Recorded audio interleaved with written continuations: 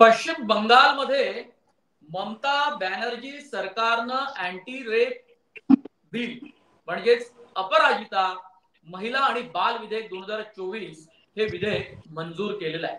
हे विधेयक एक मतानं मंजूर झालं, पण आता त्यावर राज्यपालांची स्वाक्षरी लागेल आणि त्यानंतर ते राष्ट्रपतींकडे मंजुरीसाठी पाठवलं जाईल आणि मग नंतर त्याचं कायद्यात रूपांतर होईल. Anti rape bill Mamata Banerjee यांनी मंजूर करून घेतलं. त्यानंतर बदलापूर प्रकरणानंतर महाराष्ट्रात सुद्धा महाराष्ट्र शक्ती विधेयकाची मागणी जोरात होऊ लागलेली आहे. त्या विधेयकाचं नेमकं काय झालं? महाराष्ट्र सरकारचं उद्धव ठाकरेंच्या काळातलं बिल विधेयक हे का रखडलं आणि त्याची आवश्यकता आता आपल्याला का भासते, या सर्व मुद्द्यांवर आपण चर्चा करणार आहोत. नमस्कार, मी मनोज भोयर, मॅक्स महाराष्ट्रामध्ये आपल्या सर्वांचं स्वागत. माझ्या सोबत ज्येष्ठ सामाजिक कार्यकर्त्या डॉक्टर कुंदा प्रमिला निळकंठ आहेत, ऍडव्होकेट रमा सरोदे, ज्या महिलांच्या संदर्भात आग्रहानं आपली भूमिका मांडतात, कायदेशीरही आणि सामाजिक सुद्धा, आणि त्यानंतर ज्येष्ठ पत्रकार सुभाष शिर्के माझ्यासोबत जोडले जाणार आहे. खूप सर्वांचं स्वागत. या अँटी रेप बिल मध्ये नेमकं काय आहे याची प्रस्तावना मी साधारणतः करतो. पीडित महिलेचा जर मृत्यू झाला किंवा ती कोमात गेली तर 10 दिवसात फाशीची तरतूद या अँटी रेप बिल मध्ये केली आहे, ज्याचं नाव अपराजिता महिला आणि बाल विधेयक आहे. त्यानंतर नव्या कायद्यानुसार खरं तर 21 दिवसात तपास केला जाईल आणि आवश्यकता भासल्यास 15 दिवसांची वाढ केली जाईल. एकूण 36 दिवसात हा तपास पूर्ण करणं बंधनकारक राहणार आहे. बलात्कार, सामूहिक बलात्कार प्रकरणात दोषींना पॅरोल शिवाय जन्मठेपेची तरतूद केली गेलेली आहे. प्रत्येक जिल्ह्यात अपराजिता टास्क फोर्स ची निर्मिती केली जाईल आणि डीएसपी दर्जाचे अधिकारी त्याचं नेतृत्व करतील.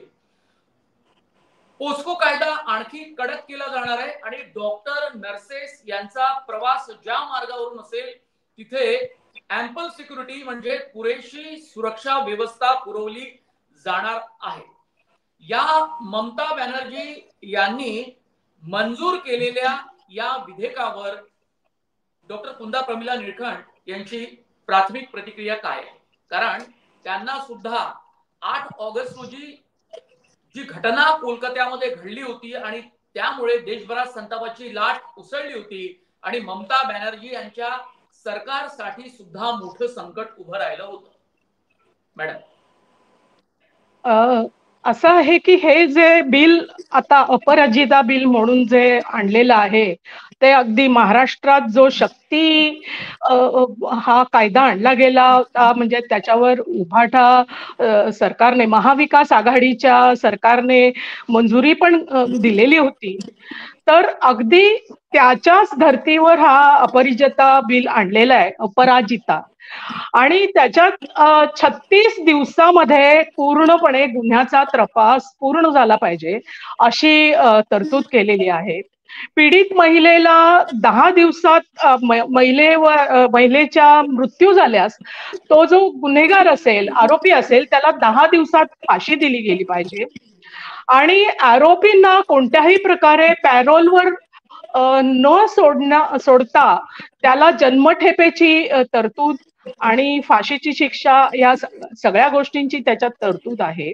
21 दिवसात त्याचा तपास पूर्ण झाला पाहिजे आणि त्याला अगदीच गरज लागल्यास 15 दिवस मुदतवाढ देऊन एकूण 36 दिवसात हे पूर्णपणे निकाल लागला पाहिजे. अपराजितासाठी टास्क फोर्स तयार केला पाहिजे. हे 5 महत्वाचे मुद्दे आता तरी आम्हाला समजलेले आहेत आणि आम्ही जो शक्ती कायदाचं जे स्वागत केलेलं होतं त्याच्यात फक्त फाशीच्या शिक्षेची जी तरतूद होती त्यावर काही मतभेद आहेत आणि अजूनही आहेत त्यांचे सगळ्या सामाजिक संघटनांचे, परंतु शक्ती कायद्यामधल्या तरतुदी जास्त आहेत उलट्या ह्या अपराजिता बिलापेक्षा, असं मला वाटतं. फक्त प्रश्न असा आहे की कायदा आणून त्याची अंमलबजावणी यंत्रणेची काय सोर्स केलेली आहे. इथे म्हटलंय त्यांनी टास्क फोर्स तयार करणार, पण इथे निर्भयाचा टास्क फोर्स अजूनही काम करत नाहीये नीट, तर हा टास्क फोर्स कसं काय काम करणार आहे याची काहीच माहिती ममतांनी दिलेली नाहीये आपल्या अधिवेशनात. रमा,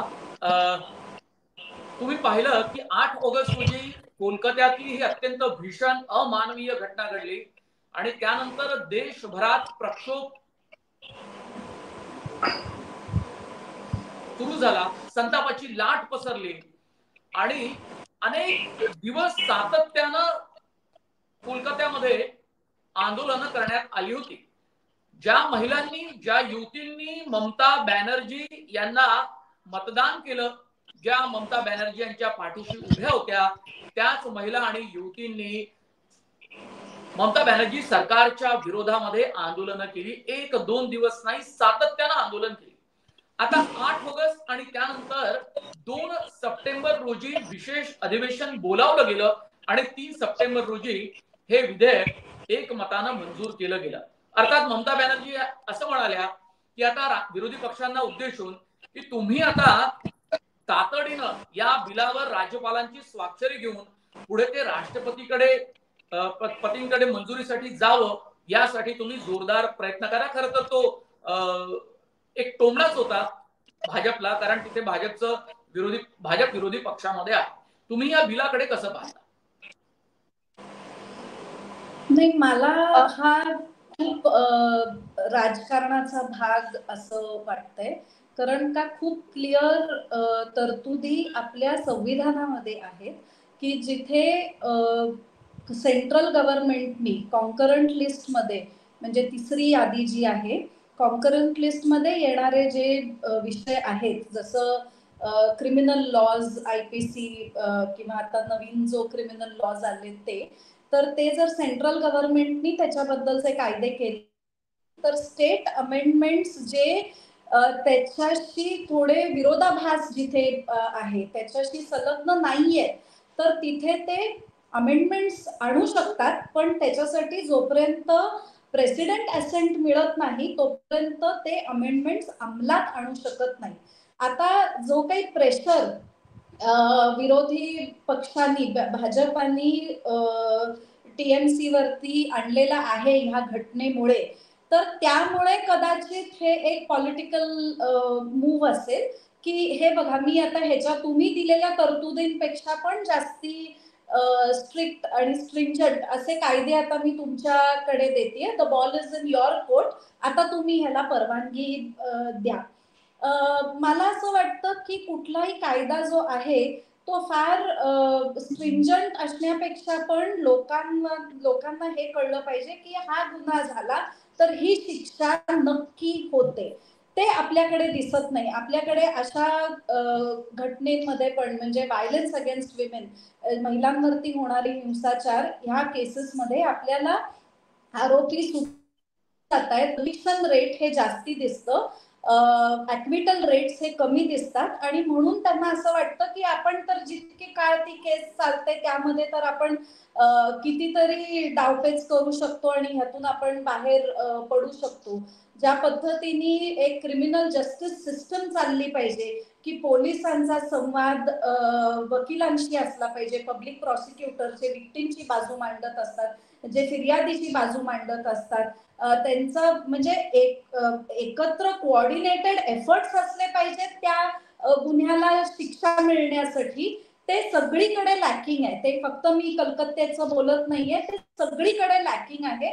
आणि म्हणून आपण बघतो की जी हिंसा महिलांवरती होते अशा केसेसमध्ये कन्व्हिक्शन रेट हे अतिशय कमी आहे, ऍक्विटल रेट हे जास्ती आहे. आणि त्यामुळे जी भीती बसली पाहिजे कायद्याची तर ती बसत नाहीये.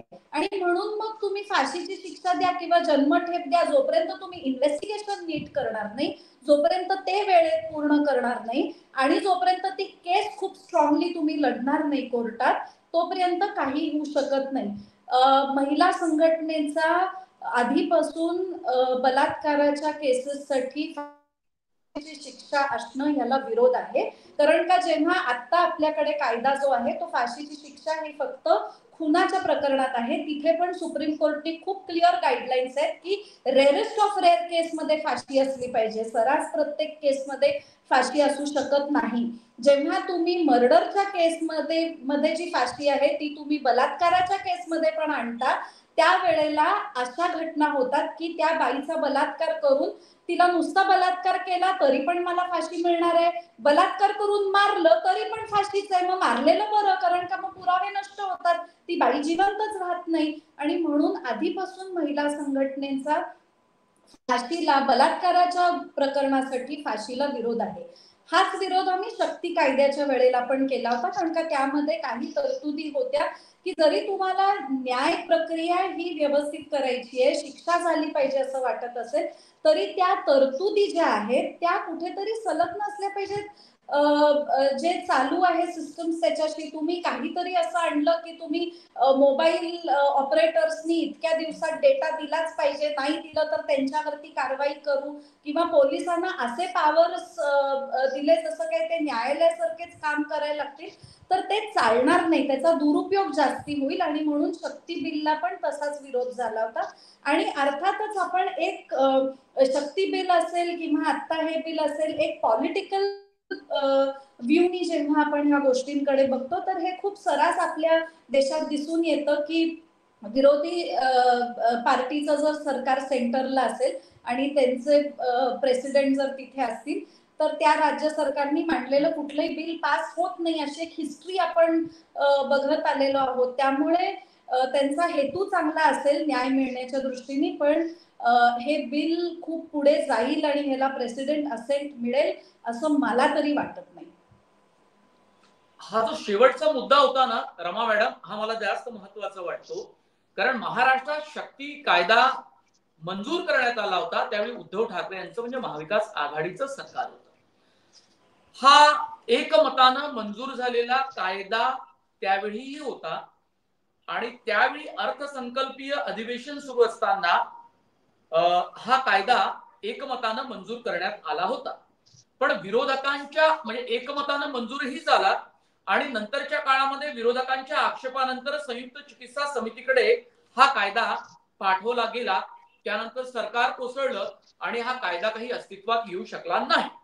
पण बदलापूर प्रकरणानंतर या शक्ती कायद्याला विरोध म्हणजे या शक्ती कायद्याच्या संदर्भामध्ये खूप जोरदार मागणी होऊ लागली आणि उद्धव ठाकरे यांनीही स्वतः मागणी केलेली आहे. आपल्यासोबत ज्येष्ठ पत्रकार सुभाष शिर्के सुद्धा जोडले गेलेले आहेत. हा प्रश्न मी त्यांनाच विचारतो. एक छोटासा कोट तुम्हाला बदलापूर प्रकरणानंतरचा सांगतो. तो आहे देवेंद्र फडणवीस जे आताचे उपमुख्यमंत्री आणि विद्यमान उपमुख्यमंत्री आणि गृहमंत्री सुद्धा आहे, त्यावेळी ते विरोधी पक्षात होते. आता त्यांचं काय म्हणणं आहे, शक्ती कायद्यातील तरतुदी केंद्र सरकारच्या भारतीय दंड संहिता म्हणजे आयपीसी, फौजदारी प्रक्रिया संहिता म्हणजे सीआरपीसी कायद्यांवर अधिक्षेप करणाऱ्या आहेत असं फडणवीसांचं म्हणणं आहे. केंद्र सरकारनं नवीन कायदे लागू केलेले आहेत आणि शक्ती कायद्यात त्यामुळे काही बदल करावे लागतील, त्याची प्रक्रिया सुरू आहे. पण आम्ही शक्ती कायद्याच्या संदर्भामध्ये राष्ट्रपतींकडे मागणी करतोय, जर त्यांनी मंजुरी दिली तर ते होईल. यामध्ये काहीतरी पॉलिटिकल अँगल आपल्याला जरूर दिसतोय. सुभाष, एक वेळा एकमतानं मंजूर केलेला 2020च्या काळातला हा कायदा त्यानंतर तो संयुक्त चिकित्सा समितीकडे जातो आणि आज बदलापूरचं प्रकरण झाल्यानंतर त्याच कायद्याची विरोधक मागणी करतायत आणि त्याला थेट महायुती सरकार नाकारत सुद्धा नाही. याच्यामध्ये जो सत्ताधारी असतो आणि विरोधी पक्ष असतो हे ज्या वेळेला एकमेकांवरती आरोप करण्यासाठी अशा गुन्ह्यांचा शस्त्र म्हणून वापर करतात, अशा वेळेला अशी परिस्थिती निर्माण होते. आपण बघतोय की शक्ती कायद्याच्या बाबत ज्या वेळेला एकमतानं हा कायदा मंजूर करून पाठवण्यात आला, त्याच्यानंतर भाजपचं तिथे केंद्रामध्ये सरकार होतं, त्यांनी त्याला ताबडतोब मंजुरी द्यायला पाहिजे होती, पण ती दिली गेली नाही. त्याचबरोबर आता पश्चिम बंगालच्या मंत्रिमंडळाने जो निर्णय घेतला किंवा तिथल्या विधानसभेने जो निर्णय घेतला त्याच्याबद्दलही भाजपने तिथं पाठिंबा देण्याची भूमिका घेतली. मात्र हा कायदा पास करून आणण्याची जबाबदारी पुन्हा पश्चिम बंगालच्या मुख्यमंत्र्यांवरती टाकण्यात आलेली आहे आणि पश्चिम बंगालचे मुख्यमंत्री म्हणतात की शुवेंदू अधिकारी जे विरोधी पक्ष नेते आहेत आणि भाजपचे नेते आहेत त्यांनी हे केलं पाहिजे. म्हणजे हा सगळ्या बलात्काराच्या गुन्ह्याच्या बाबत जो फक्त धुळा उडवण्याचा प्रयत्न याच्यामध्ये होतो आणि प्रत्यक्षात पीडित महिलेला न्याय मिळू शकत नाही. याला कारण आपली न्याय व्यवस्था पण आहे. न्याय व्यवस्थेमध्ये जवळपास 5 कोटीच्या वरती आज केसेस पेंडिंग आहेत. जवळपास 401 जजेस हायकोर्टाचे पेंडिंग आहेत आणि जवळपास 23,000 जज म्हणजे लोअर ज्युडिशरी मधली पदं जी आहेत ती भरली गेली नाहीत. त्यामुळं कितीही निर्भयासारखं जे प्रकरण झालं त्याच्यामध्ये आपण बघितलं की देशभरामध्ये एकच सूर होता त्याच्यामध्ये की ताबडतोब फाशी झाली पाहिजे, पण त्या व्यक्तींना फाशी व्हायला सुद्धा काही वर्ष जाण्यात आली. त्यामुळे आता हा 21 दिवसामध्ये शिक्षा देण्याचा जो कायदा केलेला आहे पश्चिम बंगाल सरकारनं, हा वरवर कागदावरती जरी दिसत असला की तो अतिशय चांगला आहे, पण प्रत्यक्षात त्याची अंमलबजावणी होणार का हा सगळ्यात मोठा प्रश्न आहे. कारण ही अंमलबजावणी करण्याची जी प्रोसेस आहे, जी ज्युडिशियल सिस्टीम आहे, ती सिस्टीम आपल्याकडे ढिम्म आहे आणि त्याच्यामध्ये जोपर्यंत आपण काही गती देण्याचा प्रयत्न करत नाही तोपर्यंत अशा प्रकारे वेगळा काही कायदा महिलांच्या अत्याचाराविरोधात एक करून त्यानं काही प्रश्न सुटतील असं मानणं मूर्खपणाचं ठरेल. अगदी. प्रेक्षकांसाठी पुन्हा एकदा आपण जशा तरतुदी अँटी रेप बिल म्हणजे अपराजिता महिला आणि बाल विधेयकातल्या वाचल्या, पश्चिम बंगाल सरकारनं हे विधेयक मंजूर केलंय.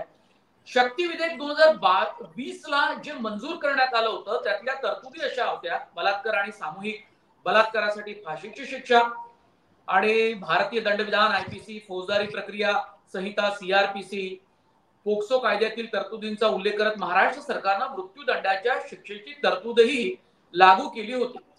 पूर्वी वारंवार लैंगिक गुन्हे करणाऱ्याला फाशी दिली जायची, मात्र शक्ती विधेयकात बलात्कार, सामूहिक बलात्कार करणाऱ्याला सुद्धा फाशीची तरतूद केली गेली होती. महिला मुली यांचं लैंगिक शोषण होतं आणि त्या शिक्षेत आणि दंडात सुद्धा वाढ करण्यात आली होती. पोक्सो कायद्याच्या तरतुदीत बदल करून फाशीची शिक्षा सुद्धा त्याची तरतूद केली गेली होती आणि याशिवाय समाज माध्यमांवर महिलांची जर बदनामी केली गेली तर 2 वर्ष कारावास सुद्धा भोगावा लागू शकतो आरोपीला. अशा प्रकारच्या तरतुदी होत्या. साधारणतः आपण पाहिलं की आंध्र प्रदेश सरकारनं सुद्धा हा कायदा आणला होता 2019 रोजी आणि त्याचं नाव होतं एपी दिशा कायदा. यानंतर याच कायद्याच्या धर्तीवर महाराष्ट्रामध्ये शक्ती विधेयक मंजूर करण्यात आलं होतं. त्याचा ड्राफ्ट तत्कालीन गृहमंत्री अनिल देशमुख यांनी तयार केला. त्यांची ती जबाबदारी होती आणि आजही ते त्याच कायद्याची मागणी करतात. आता मला साधारणतः असं दिसतंय की तुम्हा तिघांच्या म्हणण्यामध्ये जी एकवाक्यता एका मुद्द्यावर दिसते की कायदे म्हणजे विधेयकचं कायद्यात रूपांतर होतं, कायदे लागू होतात, पण त्याची अंमलबजावणी जी आहे इम्प्लिमेंटेशनच्या पातळीवरती कुठलेही राज्य सरकार असो ते कमकुवत ठरत आहे.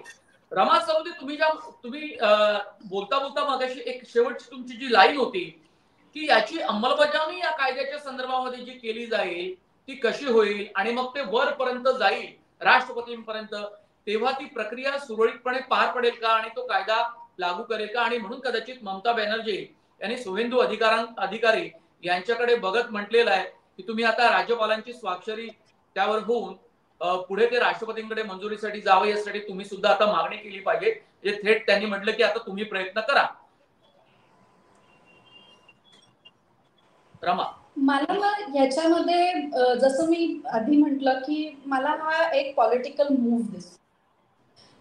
खूप प्रॅक्टिकल अशा तरतुदी केलेल्या मला दिसत नाही. जेव्हा तुम्ही म्हणता की इतके दिवसात तपास झाला पाहिजे, इतके दिवसात केस संपली पाहिजे, तर असं होऊ शकत नाही. कारण का तुम्ही कितीही म्हणजे फास्ट ट्रॅक कोर्ट पण हा एक आयवॉशच आहे. अशी कुठलाही फास्ट ट्रॅक कोर्ट नावाचा कोर्ट नाहीये.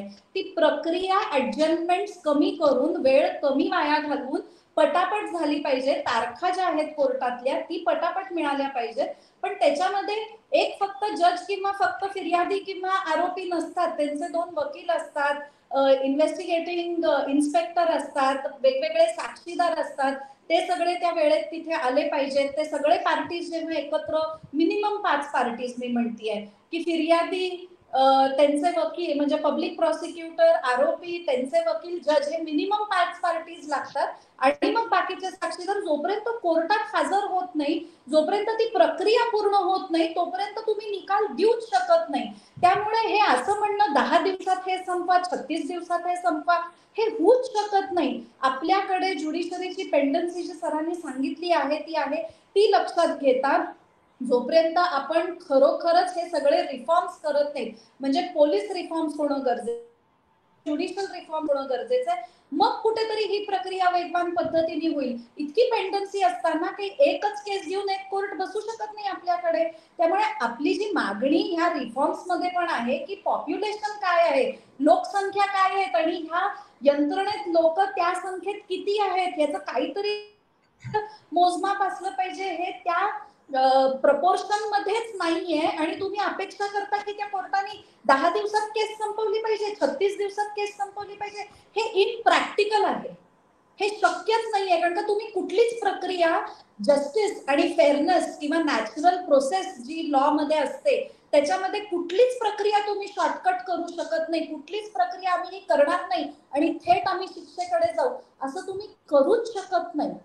प्रत्येक पार्टीला फेअर हिअरिंग देणं गरजेचं आहे. प्रश्न असा आहे की आपल्या समाजामध्ये उद्रेक होतो एखाद्या घटनेनंतर, म्हणजे निर्भया प्रकरण, त्यानंतर कोलकाता रेप प्रकरण, आणि कोलकाता प्रकरण झाल्यानंतर महाराष्ट्रामध्ये बदलापूर प्रकरण झालं आणि त्यामुळे त्याचे तीव्र पडसाद महाराष्ट्रात उमटले. खूप मोठं आंदोलन हे बदलापुरात झालं आणि त्याचाही परिणाम महाराष्ट्रामध्ये खूप मोठा झाला. अशी मोठी प्रकरणं असली की माध्यमांमध्ये त्याची चर्चा होते, माध्यमांमध्ये सुद्धा आवाज उठवला जातो, सोशल मीडियावर आवाज उठवला जातो आणि नाही म्हटलं तरी न्याय व्यवस्था त्याकडे अत्यंत तपशिलात जाऊन पाहण्याचा प्रयत्न करते. न्याय व्यवस्थेवर सुद्धा त्या घटनेचा परिणाम होतो. आता असं सगळं होत असताना काही घटना अशा असतात की ज्याची वाच्यताही होत नाही. माध्यमांमध्ये एखादी बातमी येते, प्रसिद्ध होते आणि मग त्यानंतर पोलीस आपल्या पद्धतीनं कारवाई करतात. म्हणजे त्याचा जो एक दबाव त्या घटनेचा जो समाजामध्ये, न्याय व्यवस्थेमध्ये, माध्यमांमध्ये जो तयार होतो तसा काही प्रत्येक घटनेच्या बाबतीत तयार होईलच असं नाही. पण दुसरीकडे कायद्यामध्ये मात्र ती तरतूद करून ठेवलेली आहे. कायदा सर्वांसाठी समान आहे. घटना जर वेगळी अशा प्रकारची घडली त्यासाठी सुद्धा तोच कायदा आहे आणि चर्चेत आलेल्या घटनेसाठी सुद्धा तोच कायदा आहे. मग तुम्ही म्हणताय तसं की प्रोसिजर आहे ती नॅचरल लॉ प्रोसिजर असते, मग त्याचं नेमकं काय? नाही, तेच म्हणते की ती घटना चर्चेत असेल किंवा नसेल, त्याच्याबद्दल समाजात उद्रेक असेल किंवा नसेल, न्याय हा मिळालाच पाहिजे. मग ते चर्चेत नसला तरी पण ज्यांच्या बरोबर चुकीचं काहीतरी घडलेलं आहे तर त्यांना न्याय हा मिळालाच पाहिजे. आणि म्हणून त्या दृष्टिकोनातून एक लॉंग लास्टिंग सिस्टम, एक ती व्यवस्थित असली पाहिजे, ती कन्सिस्टंट असली पाहिजे, ती कमिटेड असली पाहिजे, अशी यंत्रणा आपल्याला पाहिजे. त्यामुळे कुठला तरी एक केस आपण चर्चेला आणली की आम्हाला हा कायदा पाहिजे, आत्ताच्या आत्ता त्या आरोपीला इथे आणा, आत्ताच्या आत्ता आम्हाला आमच्या समोर फाशी द्या, असं होऊ शकत नाही. आणि जेव्हा पॉलिटिकल पार्टी मधली लोक असं बोलतात की ही आमची डिमांड आहे, हे असं आम्ही करणार आहे, फास्ट ट्रॅक कोर्टात आम्ही नेणार आहे, हे तात्पुरते उगीच त्या लोकांना शांत करण्यासाठी खोटी आश्वासनं दिली जातात असं माझं प्रामाणिक मत आहे. मला असं वाटतं की ती प्रक्रिया स्ट्रॉंग करणं हे त्या सरकारच्या हातात असतं. त्यांचं पॉलिटिकल विल हा प्रश्न आहे आणि ते पॉलिटिकल विल दिसत नाही. थोडे दिवसात पब्लिक मेमरी ही शॉर्ट आहे, थोडे दिवसांनी हे विसरतील, नवीन एक प्रकरण येईल आणि पुन्हा आपण ज्या प्रक्रियेतून ह्या केसेस जातील त्या प्रक्रियेतून जातील आणि जो वेळ लागणार आहे तो वेळ लागेल. आपण दिल्लीच्या प्रकरणात बघितलं, सगळेजण रस्त्यावरती आले होते, भयानक होतात. त्याच्यानंतर परत कोलकातामध्ये झालंय, फ्रस्ट्रेटिंग आहे. पण तरी दिल्लीचं प्रकरण काही लगेच संपलं नाही, अनेक वर्ष लागली न्याय मिळण्यासाठी, ती केस संपण्यासाठी. त्यामुळे हे लोकांना दिशाभूल करणं हे करण्यापेक्षा मला असं वाटतं की सिस्टम स्ट्रॉंग कशा करू शकतात, त्याच्यासाठी बजेटरी प्रोव्हिजन्स कसे आणू शकतात, त्याच्यासाठी काय नेमकं किती लोक, म्हणजे ज्या गॅप्स आहेत की इतके जजेसना अपॉइंट केलं पाहिजे, इतक्या पोलीस अधिकाऱ्यांना अपॉइंट केलं पाहिजे, ते कसं करू शकतात ह्याच्याबद्दल त्यांनी पावलं उचलणं जास्ती महत्वाचं आहे. कारण का त्याच्याने न्याय मिळेल. अगदी. आता आपण दुसऱ्या एका अँगलवरती सुद्धा विचार करायला पाहिजे की कठोर कायदे केले तरी समाजातली ही काही विकृत मानसिक स्थिती आहे, मानसिक काही लोकांची अवस्था आहे किंवा अशा मानसिकतेचे काही लोक आहेत, त्यांच्यावर खरंच या कठोर कायद्याचा परिणाम होतो का? आता कोलकाता रेप प्रकरण सर्व देशवासियांना माहिती आहे. सोशल मीडियाचा वापर आपण करत असतो. त्यानंतर बदलापूर प्रकरण घडलं, आणि त्यानंतर महाराष्ट्रातली आणखी काही प्रकरणं ही उघडकीस आली किंवा ताज्या काही घटना झालेल्या आहेत. माझा प्रश्न डॉक्टर कुंदा प्रमिला निळकंठ यांच्यासाठी आहे की त्या मानसिकतेचं नेमकं काय करायचं, म्हणजे त्यासाठी काय करायला पाहिजे, काय घडू शकतं, काय होऊ शकतं समाजामध्ये. कारण सातत्यानं आपण पाहिलं की या घटना काही थांबत नाहीये आणि या घटना सर्व लोकांना माहिती आहे. आपण म्हणू की काही कुणी पेपर वाचत नसेल, टीव्ही बघत नसेल, पण प्रत्येकाकडे मोबाईल आहे आणि त्या मोबाईलवर साधारणतः या घटनेची माहिती मिळत असते. म्हणजे छोट्या गावामधल्या माणसापर्यंत सुद्धा अशा सगळ्या घटना आपोआप जात असतात. तरी सुद्धा या घटना समाजामध्ये थांबत नाहीये. प्रश्न असा आहे की मुळातच पितृसत्ताक मानसिकता एवढी रुजलेली आहे की आपण सहज बोलता बोलता सुद्धा मर्दासारखं वाग, मर्दासारखं तू मर्द आहेस, तू रडतोस का, किंवा अशा प्रकारची मर्दानगीच्या एवढ्या संकल्पना खोलवर रुजवल्या जातात. तर त्या इतक्या खोलवर रुजवलेल्या आहेत. गेली काही वर्ष, म्हणजे मी गेली 40-42 वर्ष बघतीये, प्रबोधनाचे स्त्री संघटनांकडून, सामाजिक संघटनांकडून खूप प्रयत्न होत आहेत. परंतु कसं आहे, ही 2 प्रकारची प्रक्रिया आहे, 2 वे प्रोसेस आहे. म्हणजे कसं आहे की सरकारकडून सुद्धा या गोष्टीला सहकार्य मिळण्याची गरज आहे, प्रबोधनाच्या प्रक्रियेला. आणि दुसरं, ही मानसिकता बदलण्यासाठी मुळामध्ये समूळ पूर्णपणे लैंगिक म्हणजे मर्दानगी विषयीची जी पितृसत्ताक मानसिकता आहे, त्या संदर्भातले सगळे शब्द, त्यातल्या संकल्पना आणि अनेक त्याचे जे सामाजिक घटनांचे जे पॅटर्न आहेत ते सुद्धा मुळातच बदलण्याची गरज आहे. काही वर्षांपूर्वी, म्हणजे 2 वर्षापूर्वी, जस्टिस चंद्रचूड यांनी एक अहवाल, जेंडर बायस्ड वर्ड्स म्हणजे शब्द बदलण्यासाठी एक अहवाल प्रसिद्ध केला आणि त्याच्यात काय काय म्हणजे सहज म्हणून वापरले जाणारे शब्द याविषयी त्यांनी एक फार सुंदर अहवाल लिहिलेला आहे. तशा प्रकारचं अनेक, म्हणजे गेले काही वर्ष, 2015 मध्ये पुण्यामध्ये मर्दांगी विरोधी परिषद आम्ही घेतलोय आणि गेली 10 ते 12 वर्ष पुरुषांच्या सुद्धा संघटना पुरुष भान क्रिएट म्हणजे तयार करणाऱ्या तयार झालेल्या आहेत. मेन अगेन्स्ट मावा सारखी एक संघटना आहे. अशा अनेक पुरुषांच्या सुद्धा संघटना आहेत की ज्या पुरुषांचं प्रबोधन करतात. आता एक तुम्हाला महत्वाची गोष्ट सांगण्याची गरज आहे की निर्भयाचा जो कायदा 2013ला जो आला, निर्भया विषयीचा, त्यावेळेला त्या निर्भयाच्या कायद्याच्या दरम्यान ज्या चर्चा झाल्या स्त्री संघटना आणि सामाजिक संघटनाच्या, त्यांच्या इनपुट्सनी एक त्या गोष्टी अशा ऍड केल्या गेल्या की निर्भया पथक कार्यरत राहिलं पाहिजे सरकारचं. आणि या निर्भया पथकाला 1000 कोटीच्या निधीची तरतूद त्या कायद्यामध्येच केली गेली. तर या निर्भया पथकाने काय करणं अपेक्षित होतं, तर या निर्भया पथकाला गाड्या दिल्या गेल्या पाहिजेत आणि त्या प्रत्येक ठिकाणी उपस्थित राहून आपला स्पाय कॅमेरा, म्हणजे आपल्या सोबत स्पाय कॅमेरा सुद्धा लावून अशा प्रकारच्या जर स्त्रियांविषयीची लैंगिक संदर्भामध्ये थोडंसं अपमानजनक किंवा असं जे काही घडत असेल किंवा अशा अत्याचाराच्या सुद्धा जर घटना घडू पाहणार असतील तर अशा ठिकाणी उपस्थित राहून स्पाय कॅमेराने त्याचं शूटिंग करून त्या लोकांना अटक करू शकतात, असे अधिकार या निर्भया पथकाला दिलेले आहेत. निर्भया पथकाला हेही सांगितलेलं होतं की तुम्ही प्रबोधन करा आणि प्रबोधनासाठी त्यांनी शिबिरं घेणं अपेक्षित आहे. स्टिकर वेगवेगळ्या ठिकाणी लावणं अपेक्षित होतं. डॉक्युमेंटरी फिल्म्स लोकांना निर्भया पथकातर्फे दाखवणं आणि वेगवेगळ्या समाजाचे जे फोरम आहेत, मंच आहेत, त्या ठिकाणी पोलीस अधिकाऱ्यांनी जाऊन तिथे हस्तक्षेप करून तिथे आपल्या ह्या प्रबोधनाच्या 4 गोष्टी समजुतीच्या सांगणं गरजेचं आहे. अशा अनेक तरतुदी ह्या निर्भया कायद्यामध्ये केलेल्या आहेत. FB पेज सुद्धा पोलिसांनी या निर्भया पथकातर्फे तयार केलं पाहिजे, जिथे ज्यांना आपली तक्रार नोंदवायला भीती वाटत असेल त्यांनी त्या FB पेजवर आपलं नाव आणि हे न देता त्या ठिकाणी नोंदवू शकतात. आणि सुमोटो दखल जसं कोर्ट घेतं तशी तक्रार न करता सुद्धा दखल घेण्याचे अधिकार ह्या निर्भया पथकाला दिलेले होते. ही झाली सरकारने केलेली तरतूद. पण यापैकी एकही तरतूद आजवर, म्हणजे आम्ही एवढ्या ज्या स्त्री संघटना काम करतोय, कुठेही हे निर्भया पथक कार्यरत असलेलं आम्हाला दिसलं नाही.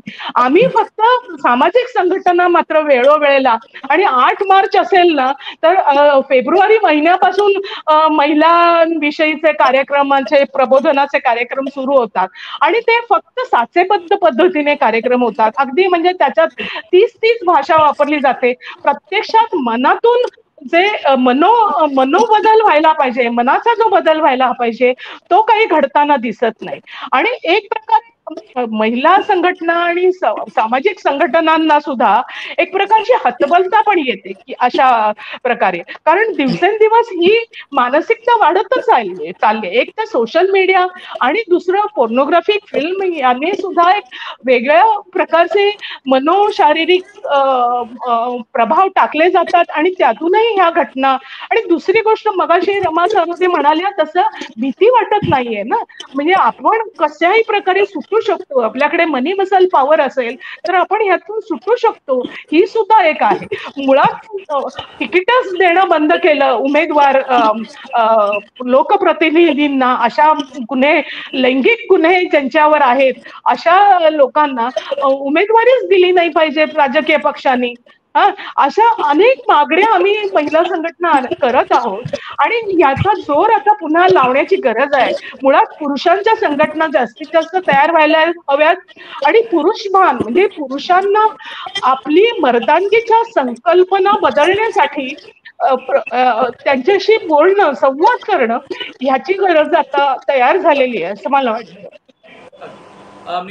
कारण यात काही एक महत्वाचा मुद्दा होता, पितृसिद्धांत पद्धती, पुरुष मानसिकता. सुभाष, तुम्हाला काय वाटतं, उत्तर प्रदेश, बिहार मधल्या ज्या काही घटना आहेत त्याच पद्धतीनं त्याचं चित्रण हे चित्रपटांमध्ये सुद्धा आपल्याला दिसतं. अत्यंत हिंसक पद्धतीनं ते चित्रण पाहायला मिळतं आणि ते वास्तव सुद्धा तिथलं आहे.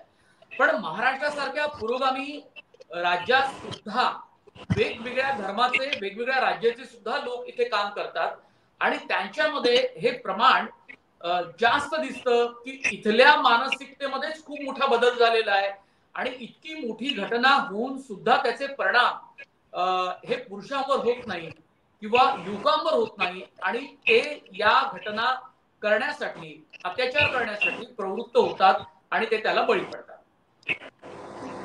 मनोज, ज्यावेळेला अशा प्रकारची चर्चा होते त्यावेळेला माझ्या मनामध्ये एक प्रश्न येतो की महिलांच्या विरोधामध्ये कोण आहेत, ज्यांच्यासाठी एवढे सगळे कायदे करा, एवढं सगळं फास्ट ट्रॅक कोर्ट करा, एवढा सगळा खर्च करा, ते कोण आहे, मंडळी आहेत, कोण फोर्सेस आहेत? ते फोर्सेस आपल्या घरामध्येच असतात. आपण घरामध्ये समानतेची वागणूक देतो का मुलीला आणि आपल्या मुलाला? इथून सुरुवात केली पाहिजे. आपली परंपरा काय सांगते? शूद्र पशु नारी ताडन अधिकारी, जे मनुस्मृती सांगितलेलं आहे. म्हणजे आपली जी परंपरा आहे ही पहिल्यापासून महिलांना ही शूद्रांची भूमिका देण्याची झालेली आहे आणि ती आतापर्यंत आहे ती. आणि त्यामुळं घरामध्ये आपण बघतो की मुलीला आणि मुलाला ही भेदभावाची वागणूक मिळते. आता त्याच्यावरती काय कायदा करणार तुम्ही? त्याला कुठल्या फास्ट ट्रॅक कोर्टामध्ये नेणार तुम्ही? म्हणजे वरवर मलमपट्टी करून आणि बोलून, व्याख्यानं घेऊन किंवा बाकी एनजीओज काढून याच्यामध्ये बदल होणार आहे का? हा मुळात आपल्या भारतीय मानसिकतेचा भाग आहे आणि हा भारतीय मानसिकतेचा भाग जोपर्यंत त्यात बदल होत नाही, घरापासूनच आपण जोपर्यंत सुरुवात करत नाही तोपर्यंत कितीही फास्ट ट्रॅक कोर्ट आणा, कितीही कडक कायदा करा, एका दिवसात फाशी देण्याचा कायदा आणा, काहीही होणार नाही. हे आपण यातून समजायला पाहिजे. आणि आज भाजप आणि त्याचे मित्रपक्ष सत्तेवरती आहेत म्हणून महाविकास आघाडीचे लोक त्यांच्या विरोधात बोलतायत. उद्या महाविकास आघाडीचे लोक सत्तेत असतील तर भाजपचे लोक त्यांच्या विरोधात बोलतील आणि हे राजकारण चालूच राहील. त्यामुळं आपण हे लक्षात घेतलं पाहिजे की मुळात आपण घरापासून जर सुरुवात केली याची, तर मला असं वाटतं की हे आरोपी कोण असतात? ते कुणाचे तरी भाऊ असतात, कुणाचे तरी मुलं असतात, कुणाचे तरी ते नातेवाईक असतात, तर ते अचानक आकाशातून पडलेले असतात. त्यामुळं ह्या गोष्टीचा पण विचार व्हायला पाहिजे आणि तो मूलभूत विचार व्हायला पाहिजे, तरच त्यातून काहीतरी आपण बेसिक त्यातून ज्याला आपण हे समस्याचा निराकरण जे म्हणू ते होऊ शकते. मुळात या गोष्टीवर काही चर्चा आता होत नाहीये. गेल्या अनेक वर्षांमध्ये सामाजिक संघटनांनीही प्रयत्न केले, काही प्रमाणात सरकारनेही प्रयत्न केले, पण सरकारच्या ज्या खात्यातर्फे महिला आणि बाल कल्याण विभागातर्फे जो जोरकस प्रयत्न व्हायला पाहिजे, रमा, तो झालाय का? आणि त्याचा किती परिणाम समाजावर झाला असेल आणि समाजातल्या या मानसिकतेला आणखी कुठले घटक कारणीभूत आहे का?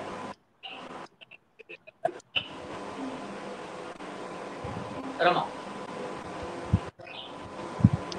सॉरी मनोज, मला तुझा प्रश्न ऐकू नाही आला. मला परत. माझा प्रश्न असा आहे की सामाजिक संघटनांनी मानसिकतेत मूलभूत बदल करण्यासाठी म्हणून बरेच पुष्कळ प्रयत्न केले.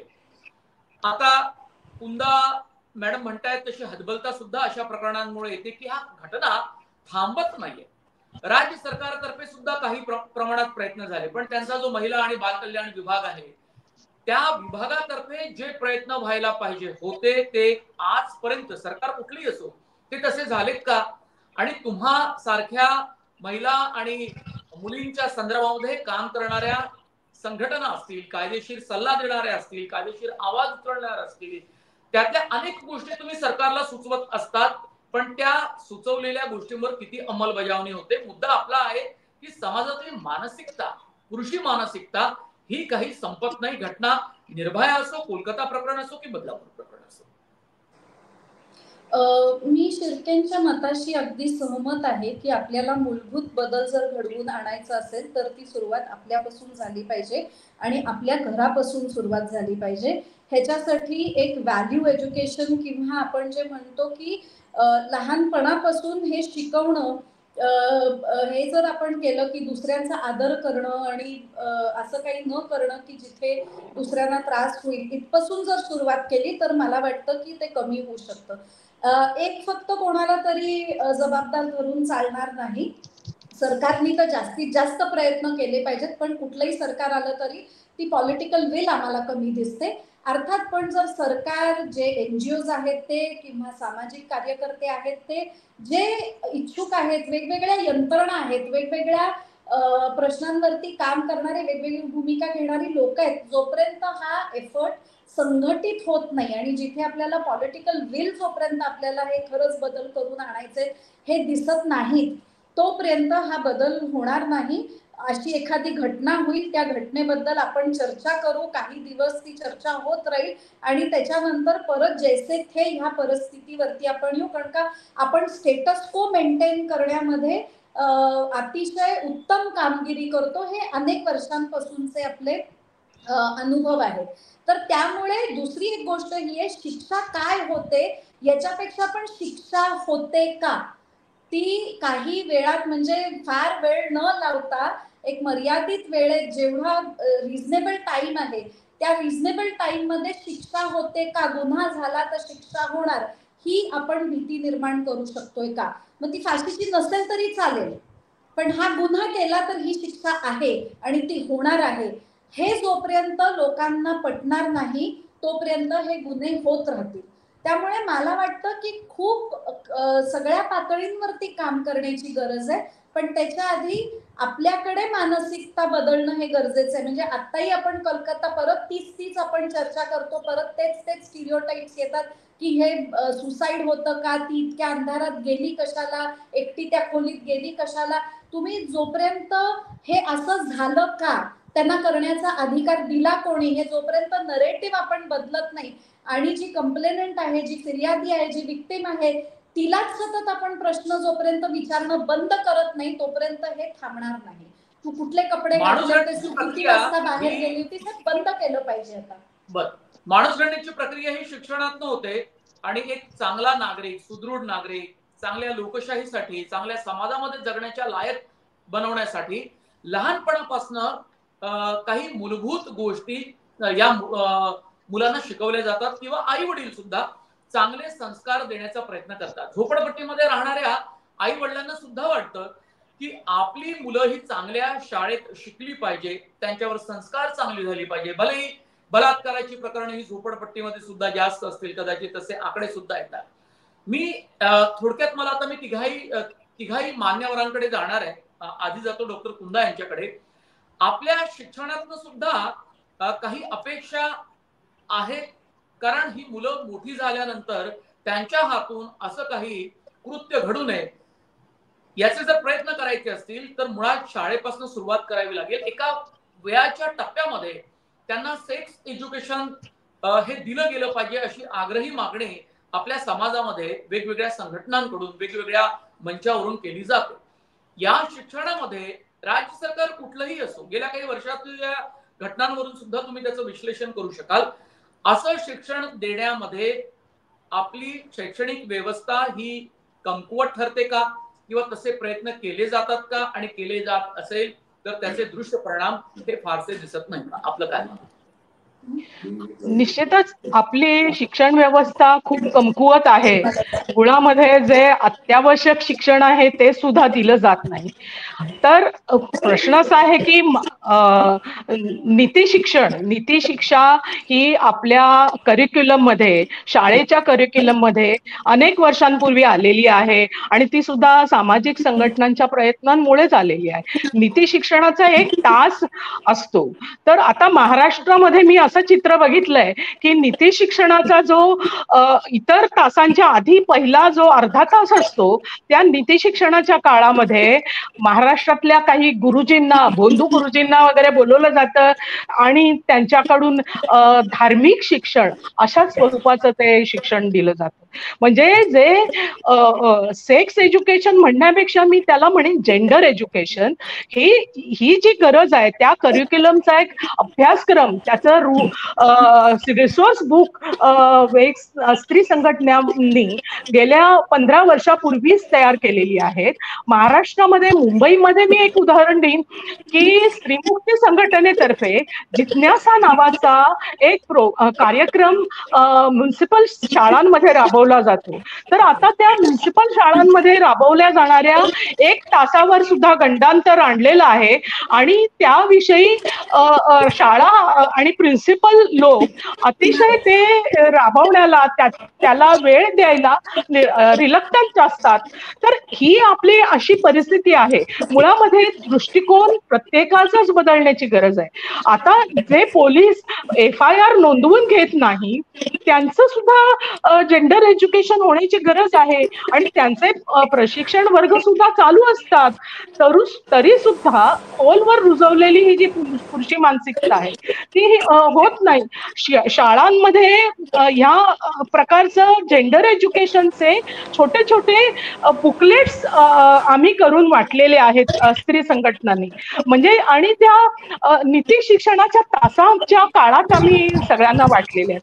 तर प्रश्न असा आहे की त्याच्यावर काही परंपरावादी आणि सनातनी संघटनांनी एक आक्षेप असा घेतला आहे की या स्त्रिया मुक्त लैंगिक ह्याचं प्रशिक्षण देतात आणि काही वर्षापूर्वी ट्रान्सजेंडर वगैरे असा जो उल्लेख त्या चित्रमय पुस्तिकांमधून आलेला असताना त्याच्यावर त्यांनी ऑब्जेक्शन घेऊन त्या पुस्तिका बॅन करायला लावल्या म्युन्सिपल शाळांमध्ये वाटण्याला. तर अशी परिस्थिती म्हणजे आपल्या शिक्षण व्यवस्थेच्या दृष्टिकोनाबद्दल आहे. मुळामध्ये शिक्षण व्यवस्थेतली ही सगळी अनेक स्तरांवर असलेली जी माणसं आहेत, अधिकारी आहेत आणि ती राबवणारी जी यंत्रणा आहे त्यांचंच प्रशिक्षण होण्याची गरज आहे. जसं पोलीस यंत्रणेचं प्रशिक्षण व्हायला पाहिजे तसं ह्या यंत्रणांचं पण प्रशिक्षण व्हायला पाहिजे आणि ते जेंडर एज्युकेशन व्हायला पाहिजे. नीती शिक्षण अशा अर्थाने आम्ही म्हणत नाही आहोत. बरोबर. हाच माझा प्रश्न. मी जास्त वेळ आता प्रश्नामध्ये घेत नाही. रमा मॅडम, तुम्ही सुद्धा या संदर्भात काही सांगू शकाल?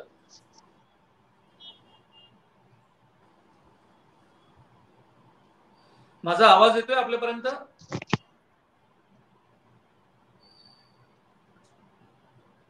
सुभाष, तुमच्यासाठी सुद्धा हाच प्रश्न आहे की काय शिक्षणामध्ये काही कमतरता राहिली म्हणून या घटना वारंवार घडतायत किंवा एक चांगला नागरिक होऊ शकत नाही? मनोज, एक आपण लक्षात घेतलं पाहिजे की आपण एका परीने पूर्ण जगभरामध्ये प्रतिगामी विचारांचं महत्व वाढतंय, त्यांचं प्राबल्य वाढतंय.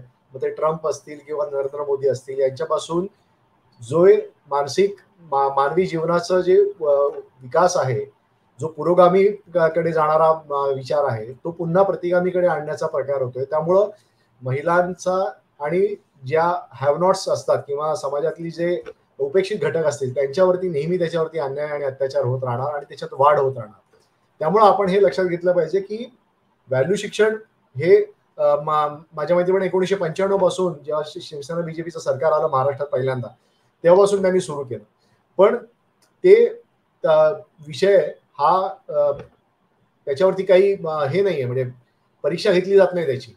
त्यामुळं त्याला कोणी माँ-बाप नाहीये, कोणीही टीचर येतो आणि ते 4 गोष्टी शिकवतो आणि त्याच्यामध्ये जसं कुंदा मॅडम म्हणाल्या त्याप्रमाणे जास्त भोंदूगिरीच जास्त असते आणि सुपरस्टिशियस जो भाग आहे तोच प्रकार त्याच्यामध्ये जास्त असतो.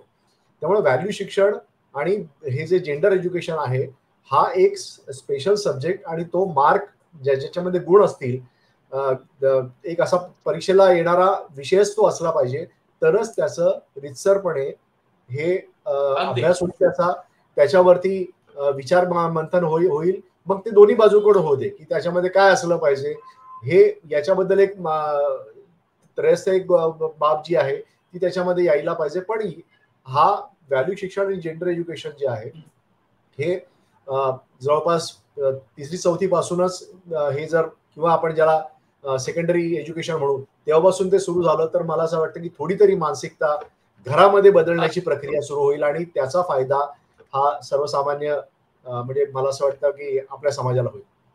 अगदी. रमा यांना माझा आवाज जातोय का? कारण त्यांच्याकडून उत्तर येणं अपेक्षित होतं. रमा, हरकत नाही, माझा आवाज त्यांच्यापर्यंत पोहोचत नाही. पण डॉक्टर कुंदा प्रमिला निळकंठ, ऍडव्होकेट रमा सरोदे आणि ज्येष्ठ पत्रकार सुभाष शिर्के या तिघांमुळे पश्चिम बंगाल मध्ये जो अँटी रेप बिल अपराजिता महिला आणि बाल विधेयक 2024 मंजूर झालं आणि महाराष्ट्रामध्ये शक्ती विधेयकाचं कायद्यात रूपांतर कधी होईल याची प्रतीक्षा केली जाते. या दोन्ही विधेयकांवर साधक बाधक आपल्याला चर्चा करता आली आणि समाजाच्या मानसिकतेमध्ये मूलभूत बदल करण्यासाठी म्हणून काय काय केलं जाऊ शकतं, काय केलं गेलं पाहिजे. नुसते कायदे आणून आणि अंमलात आणून ते भागणार नाही, तर या घटना थांबवण्यासाठी मुळातच खूप ठोस प्रयत्न करण्याची गरज आहे. आणि ते नेमके प्रयत्न कुठले असले पाहिजे याचं उत्तर मात्र या चर्चेमध्ये निश्चितपणे मिळालेलं आहे. तुम्हा तीनही मान्यवरांचं मी पुन्हा एकदा खूप आभार मानतो, धन्यवाद मानतो आणि चर्चा इथेच थांबवतो. ही चर्चा आपल्याला कशी वाटली आपण व्हिडिओ मध्ये कमेंट करून व्हिडिओच्या खाली जी कमेंट असेल बॉक्स त्यात तुमच्या प्रतिक्रिया जरूर नोंदवा. आणि तुम्ही max Maharashtra digital channel subscribe केले नसेल तर ते अवश्य करा आणि नोटिफिकेशन मिळवण्यासाठी तुम्ही बेल आयकॉनवर बटन दाबा. तुम्हा प्रेक्षकांचे पुन्हा एकदा खूप खूप धन्यवाद.